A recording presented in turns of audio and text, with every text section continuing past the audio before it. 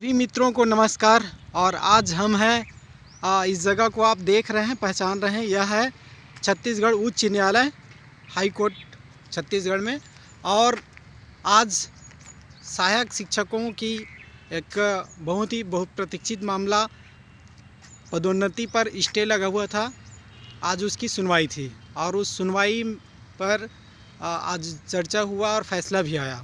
और उस पर आज जो हमारे बीच उपस्थित हैं शिव सारथी जी, जो पेशे से एडवोकेट थे और कानून की बहुत पहनी जानकारी रखते हैं। और आज दिन भर हाई कोर्ट की जो आज कार्रवाई चली उस पर उनकी पैनी नज़र थी। और उनके द्वारा आज जानते हैं कि आज दिन भर जो कोर्ट की हलचल थी और उसका जो फैसला आया, उसमें क्या क्या फैसला आया और इसके पूरा मायने क्या क्या हो सकते हैं, पूरी जानकारी शिव सारथी के द्वारा। शिव सारथी जी नमस्कार साथियों। सम्मानित साथियों, जैसे कि आपको पता है राज्य सरकार द्वारा प्राथमिक प्रधान पाठक, मिडिल प्रधान पाठक और सहायक शिक्षक से शिक्षक और शिक्षक के व्याख्याता के पद पर पदोन्नति प्रक्रियाधीन है। कहीं कहीं पर आंशिक रूप से पदोन्नति प्रक्रिया हो भी गई है, परंतु ज़्यादातर जिले और संभाग में यह प्रक्रिया अटका हुआ है। कारण ये है कि जो स्थानांतरण होकर के शिक्षक आए हुए हैं उनकी वरिष्ठता को शून्य कर दिया गया है, पुरानी वरिष्ठता को, और नए स्थानांतरित पदभार ग्रहण तिथि से उनके सेवा काल की गणना कर रहे हैं, जिससे आक्रोशित होकर के बहुत से सहायक शिक्षक और शिक्षकों ने माननीय हाई कोर्ट बिलासपुर में रिट पिटीशन लगाए हुए थे डबल बेंच में, जिसमें स्टे लगा हुआ था, स्थगन आदेश दिया था माननीय हाई कोर्ट ने। उस स्थगन आदेश के परिप्रेक्ष्य में आज 21 फरवरी को यहाँ पे पेशी थी। उसमें सरकार की ओर से उनके अधिवक्ता ने जवाब पेश किया है कि स्थगन हटाया जाए। तो माननीय हाईकोर्ट ने एक व्यवस्था दिया है कि व्यवस्था होता है कि सरकार के तरफ से जो जवाब आया है उसके प्रति उत्तर, जिसको रिजॉइंडर बोलते हैं, प्रति उत्तर विद्वान अधिवक्तागण जो पिटिशनर की ओर से हैं उनको पेश करना है। उसका पेशी का तिथि निर्धारित किया है माननीय हाई कोर्ट ने 10 मार्च। तो आप सब जान लीजिए कि यह पदोन्नति प्रक्रिया 10 मार्च तक के लिए रोका जाता है और किसी भी प्रकार की पदोन्नति प्रक्रिया नहीं होगी। इसके लिए चाहिए कि जो संबंधित पिटिशनर हैं या स्थानांतरित शिक्षक हैं जो इस पदोन्नति से असंतुष्ट हैं, वो माननीय हाईकोर्ट के स्थगन आदेश के साथ एक अभ्यावेदन अपने जिला, ब्लॉक और जेडी कार्यालय में लगा दीजिए कि माननीय हाईकोर्ट ने 10 मार्च तक के लिए स्थगन आदेश पूर्ववत रखा है। रिजॉइंडर पेश होने के बाद हो सकता है कि स्टे हट जाए, अंतिम सुनवाई हो जाए या आगे बढ़ जाए। तब तक के लिए फिलहाल 10 मार्च तक के लिए यह पदोन्नति प्रक्रिया पूरी तरह से विराम लगाया जाना चाहिए और रोका जाना चाहिए। 10 मार्च के बाद माननीय हाईकोर्ट का जैसा फैसला आएगा, जैसा निर्देश होगा, वो स्वतंत्र होंगे संबंधित राज्य शासन और जेडी कार्यालय और शिक्षा कार्यालय। तब तक के लिए पुनः बता दूं, 10 मार्च तक के लिए स्थगन तत्काल प्रभाव से भी लागू है और 10 मार्च के बाद ही जो होगा सो होगा। मैं शिव सारथी, शिक्षक नेता, बिलासपुर हाईकोर्ट से। अच्छा, रिजॉइंडर को एक बार और बता दीजिए कि इसमें कौन सी प्रक्रिया होगी और एक क्या होता है? रिजॉइंडर का मतलब ये होता है कि जैसी ही पिटिशनर ने अपने विद्वान अधिवक्ता के माध्यम से हाईकोर्ट में पिटीशन लगाया तो प्रथम सुनवाई के बाद शासन को नोटिस जारी हुआ था। नोटिस में बोला गया था कि शिक्षक एलबी संवर्ग के लिए जो पदोन्नति नियम 2019 के तहत पदोन्नत किया जा रहा है, वह नियम शिक्षक एलबी संवर्ग के लिए किसी भी प्रकार का नियम नहीं बनाया गया था।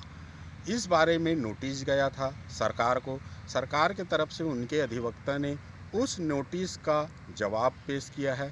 अब सरकार के तरफ से जो नोटिस का जवाब आया है उस जवाब के प्रति उत्तर, उसको रिजॉइंडर बोलते हैं।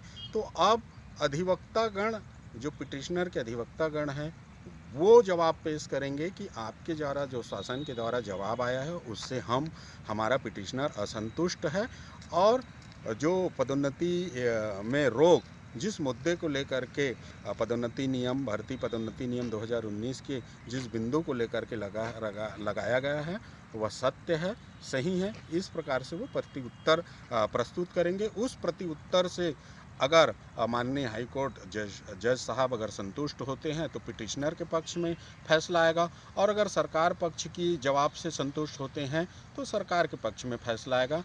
ये डिपेंड करता है 10 मार्च को कि जो पिटिशनर के अधिवक्तागण हैं उनका जवाब न्यायालय को, माननीय न्यायालय को संतुष्ट करता है कि सरकार का जवाब संतुष्ट करता है। जिसका भी जवाब संतुष्ट कर देगा माननीय न्यायालय को, उसके पक्ष में 10 मार्च को फैसला आने की संभावना है।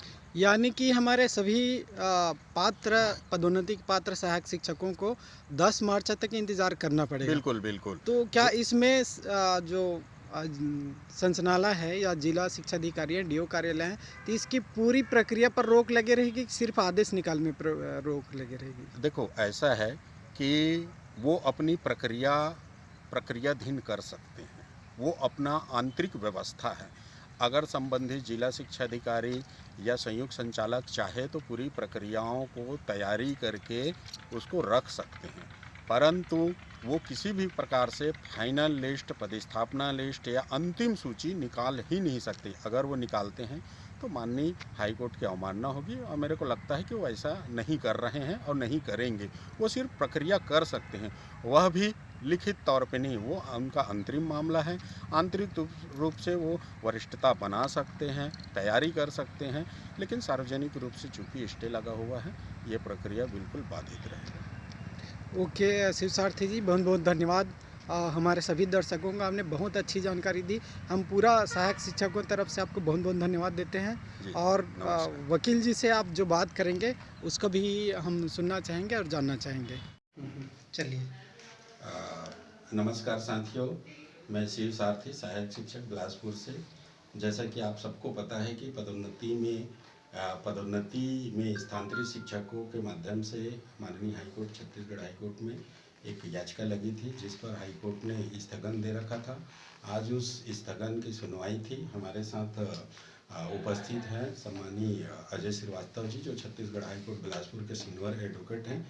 आइए जानते हैं सीधा उनसे कि आज माननीय कोर्ट में क्या हुआ, क्या फैसला हुआ। आज प्रकरण सुनवाई नहीं लगा था, तो शासन ने आज करीब 12-1 बजे सबको जवाब दिया है। करीब 5 से 6 याचिका लगे हुए थे। तो अब जब चूँकि जवाब आज दिया है लोगों को, तो इसलिए जवाब के बाद रिजॉइंडर का एक मौका दिया जाता है। तो कोर्ट ने आज रिजॉइंडर को मौका दिया और 10 मार्च को अगली पेशी नियत किया है, और तब तक के लिए स्टे को बढ़ा दिया है। हालांकि एक जो केस इसमें नीलम मेश्राम का था, उसने अपना केस वापस लेते हुए सिंगल बेंच में पेश करने के लिए अनुमति दी है। कोर्ट ने उनको अनुमति देते हुए वापस भी कर दिया है। लेकिन बाकी केस में चूँकि स्टे है, इसलिए वो स्टे यथावत रहेगा 10 मार्च तक के लिए। ठीक सर, इस बीच पदोन्नति की कोई कार्रवाई अभी नहीं होगी ना सर? हाँ, कोई कार्रवाई नहीं होगी इसके लिए, लेकिन ज़रूरी है कि वहाँ जाके वो जो आर्डर की कापी वो जमा करें। ठीक है सर, तो वो ठीक रहेगा। ठीक। लगभग अब 10 मार्च तक कोई पदोन्नति प्रक्रिया नहीं होगी और तब तक स्थगन जारी रहेगा। 10 मार्च के बाद आगे की कार्रवाई क्या होगी वो 10 मार्च के बाद ही बता पाएंगे। हाँ, सर 10 मार्च, जहाँ तक 10 मार्च को फाइनल हो सकता है। हाँ ठीक सर, हमारे सर जी बोल रहे हैं कि 10 मार्च तक फाइनल हो सकती है और तब तक स्थगन जारी रहेगा। और इतनी जानकारी के साथ सीधा हाई कोर्ट से दिलीप लहरे टीवी से।